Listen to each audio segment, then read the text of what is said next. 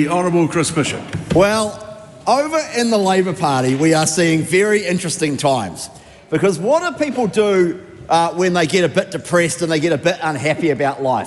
What they do is they turn to comfort food.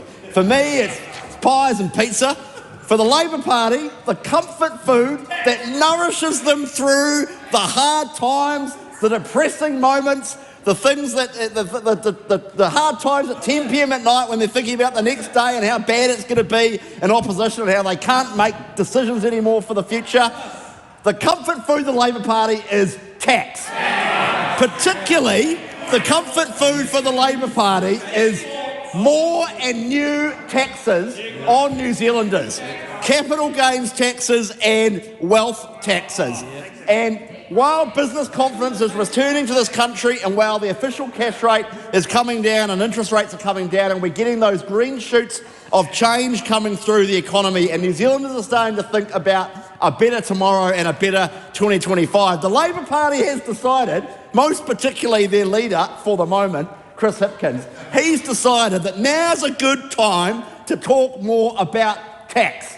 He goes on Q&A and starts to talk about a capital gains tax and a wealth tax. But the thing about this is he's got issues in his caucus because he's got David Parker sitting down the back benches who has no portfolio responsibility for tax whatsoever, but that is not stopping him from freelancing all over the media, most notably Radio New Zealand, to give his reckons on wealth taxes. So here we have David Parker on Radio New Zealand. I know the critics of it say this will somehow cause capital flight. Interestingly, his leader, Chris Hipkins, said on Q&A specifically, well, one of the challenges is if New Zealand's one of the only countries in the world doing it, then you run the risk of wealth flight. So David Parker and Chris Hipkins completely disagree on this issue. And for the first time in a long time, I actually agree with Chris Hipkins. Because it is true that if New Zealand became one of the only countries in the world to put in place a wealth tax, then we would see a horde of New Zealanders who've invested their money and their capital and their energy and time in New Zealand, leaving New Zealand. So for the Labour Party, it's always all about tax. And they always want to tax New Zealanders more and retard the progress that New Zealanders are making. Because ultimately, at the moment, we have a debate playing out between the centre-right bloc in the Parliament and the centre-left. And it's really a choice about if you believe in smaller government, efficient government, and a government that goes for growth, exactly right, Dan Bidwar, to grow the wealth and the prosperity of the country so that we can invest more in effective and efficient public services.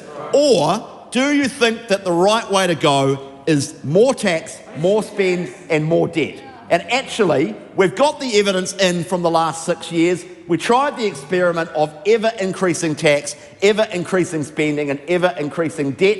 And where has it got us? It's got us into this economic funk that we find ourselves in right now. Because under the last government, spending went up by 70% in 6 years.